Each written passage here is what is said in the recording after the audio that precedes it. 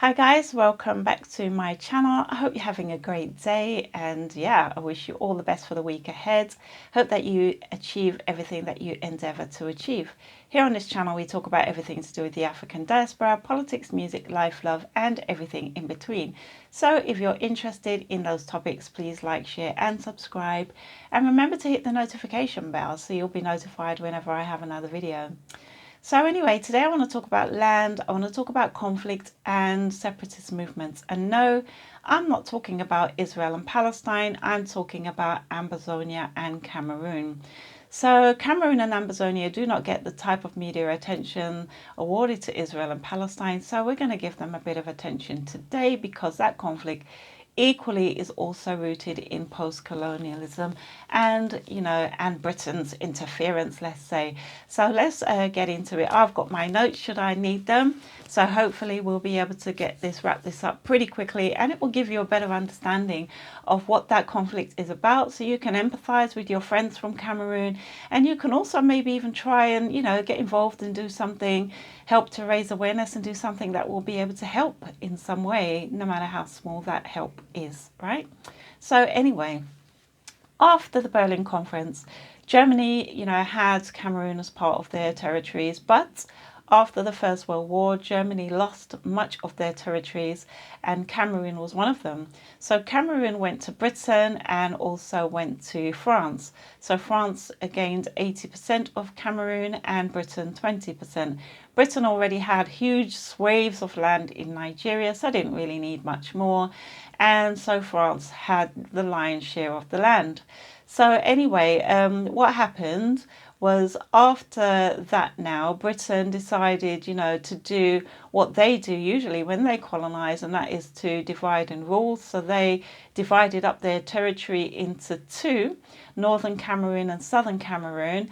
And the Northern Cameroon were being governed by the Northern House of Chiefs, and Southern Cameroon was being governed by the Eastern House of Chiefs in Enugu in Nigeria. Remember, Britain already ran and controlled Nigeria, so for them it was easier and it made sense, right?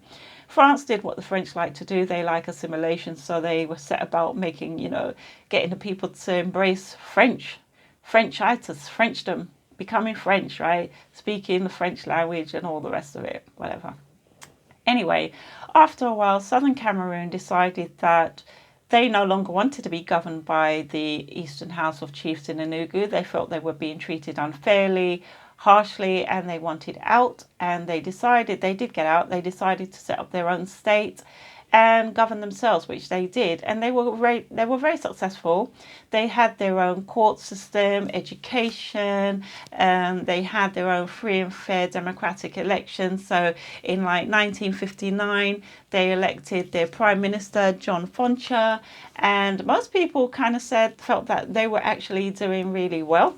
So anyway, that's up until 1960 now. So in 1960, French Cameroon gained their independence from France, and that was on the 1st of January 1960. On the 1st of October 1960, Nigeria gained their independence from Britain. So now you have this stretch of land that nobody really kind of quite knows what to do with. So that stretch of land became United Nations Trust territory, right? So yeah, it was the trust territory of the United Nations, after which they had a plebiscite. So that was to decide what they wanted to do, right? So what did the North and South Cameroonians want to do? The North decided to join Nigeria, and Southern Cameroon, who had already been governed by Nigeria and didn't like it, decided to join La République. So their reasons, I guess, was that they'd already experienced governorship under Nigeria and didn't want to go back to that. In hindsight, you could argue maybe they would have been better off having done that, because at least, it was already an English-speaking territory. But had they have done that, they would actually probably still be in the same situation as Southeast Nigerians now, and they'd probably just be Biafra anyway. So there's really no difference, in a sense, to their situation, right? Both are marginalized in their society. So anyway, Yeah, so they decided, so you had the plebiscite, they decided to join La Republic, but it was to be a federation. Now, the federation, it was obvious in even the flag. So you had two stars in the flag originally, as it was like the federation, and the two stars were to indicate the two nations. So you had the English speaking and the French speaking, right? So anyway, it was time for them to have the Fonbonne conference.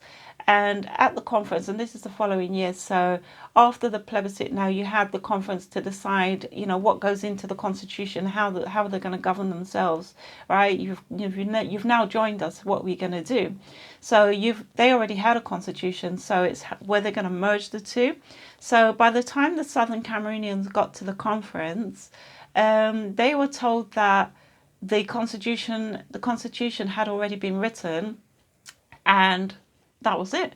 So they were like, well, let us take it back to our government, and so that we can hash it out and look at what we want, what we don't want. So they left, took it back, but the very next day, before they could have any input whatsoever, their territory was invaded by the military, and they've had issues ever since.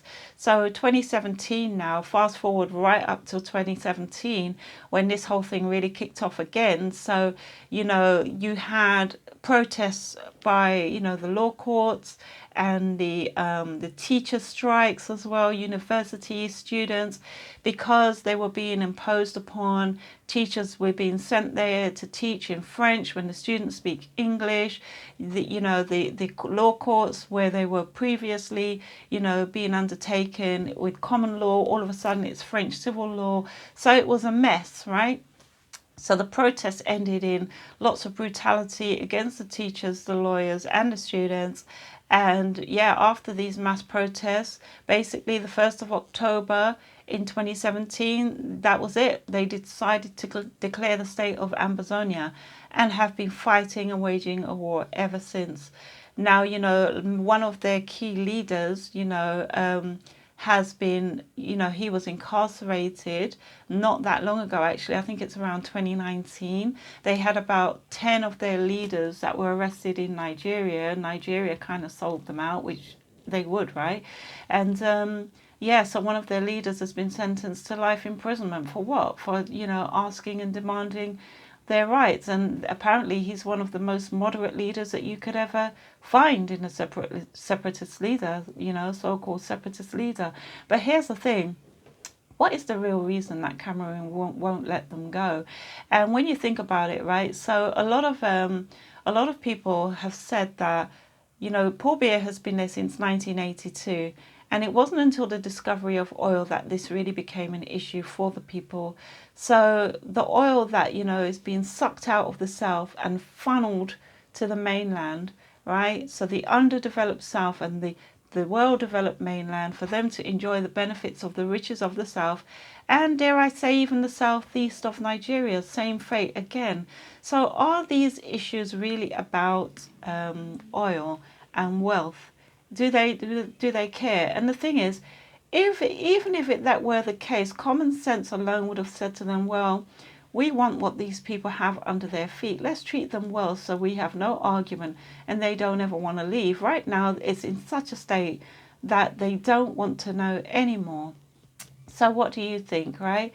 It's a complex issue. And Britain and France, both post-colonial powers, are pretty silent on the matter.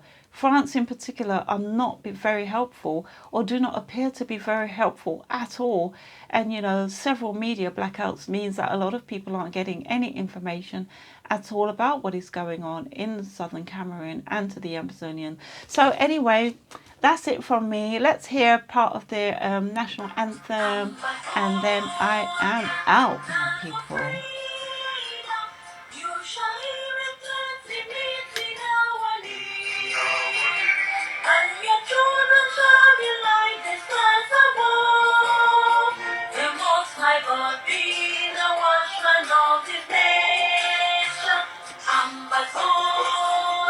Okay, people. See you soon. Peace.